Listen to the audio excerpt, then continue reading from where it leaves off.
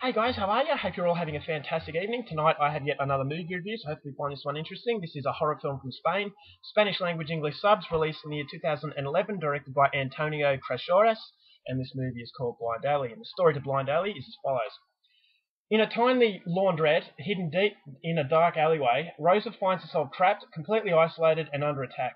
Forced into a sadistic game of cat and mouse by the deranged serial killer Gabrielle, Rosa manages to make it till daybreak with a combination of luck and skill.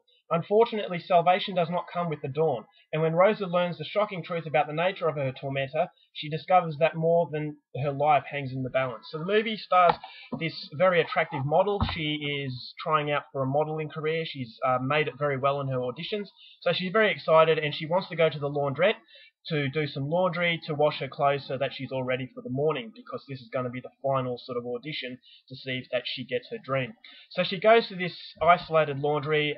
No one else is in there, so she starts doing her laundry, and then all of a sudden a very handsome gentleman comes in and he introduces himself as Gabriel.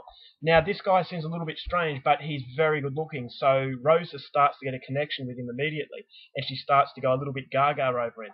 Then she realizes that there is a lot more to Gabrielle than she first thought. In fact, Gabrielle is a savage serial killer, and she is now trapped inside this laundry with the serial killer lurking outside. So he's playing cat and mouse games with her. He's very sadistic, and he's not going to let her leave this evening in one piece. So she has to try and use her wit and skill about her, but she also finds that there is a even more horrific truth to Gabrielle than she first thought. So her night is going from bad to very, very bad very quickly. So what happens from that point on, that's something you're going to have to find out for yourself, because that's as far as I am going with my synopsis. Now my thoughts on Blind Alley. I was very skeptical coming to this one. Now on IMDb it's only 4.2 out of 10. So going by that, it's not really a movie that's going to fill you with a lot of hope going into it. And straight from the start, I wasn't really that hopeful, because the movie, it kind of felt to me as like it was really forced. It felt like the date you go on and you're trying really hard to impress this person, and you come across as really, full on.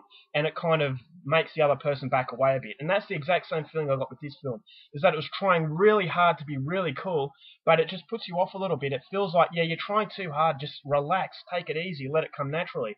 And that's the unfortunate part of the film, is that it doesn't come across very naturally. And you realise that straight from the start.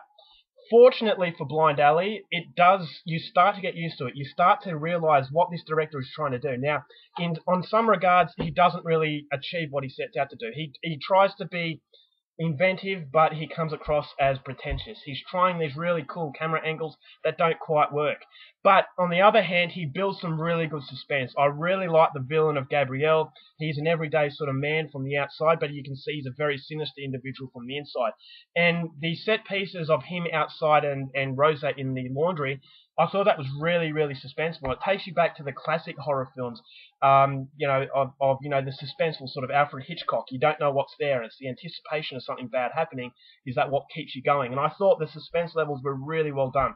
Apart from the dodgy camera angles, I thought it was very colourful, so it's got something for fans of, Dario Argento. It does pay strong homage to horror films of the 70s.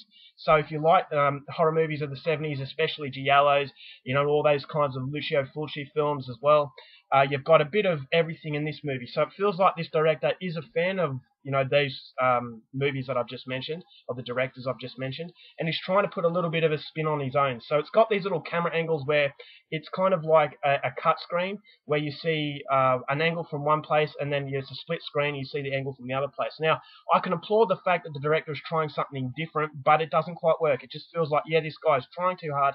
It's like you going on a date, and as I said, you're trying too hard to be cool, you're trying too hard for her to like you, and you just come across as an idiot, and you come across as someone who is just trying way too hard to try hard. And that's exactly the feeling you get with this film. This film is that person who's coming onto you too strong, and it just feels fake. It feels like this is not coming naturally, and that's the biggest problem with the film. But thankfully, there are other elements to the movie that make it well worth it. Now, I really like the acting. I thought it was top-notch. The main character, Rosa, she's a very beautiful person. Not only is she very good to look at, she does a very good job in her acting.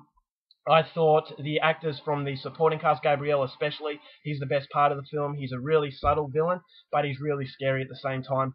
And I thought the colouring, as I said, it's very much a throwback to the 70s horror, grindhouse horror, and also the horror of the Italy region, where you've got strong music and strong visuals. It's a very visual film. It plays on the audio as well.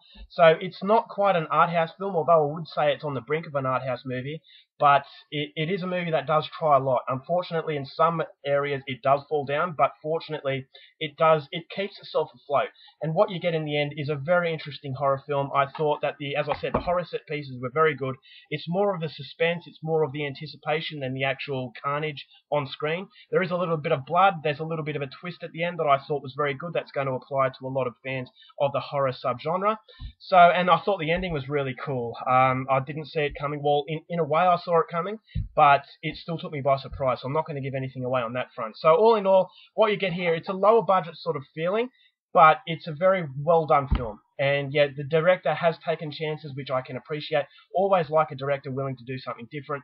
Unfortunately, it doesn't always pay off, but there are moments in the movie when it does pay off, it's certainly worth it. So the movie only gets 4.2 on IMDb, but don't let that put you off, because if you give it a go, I think this is a very, very entertaining film. It says that it's a very fun movie, one hell of a fun watch, and it's exactly what it promises to be, and it doesn't try and be anything that it's not, and for that I can appreciate it. So overall, for Blind Alley, I'm going to give this one 3 stars, and it's going to come recommended. Alright guys, that's my review. Hope you enjoyed it. Till next time, keep watching movies, and I'll see you later.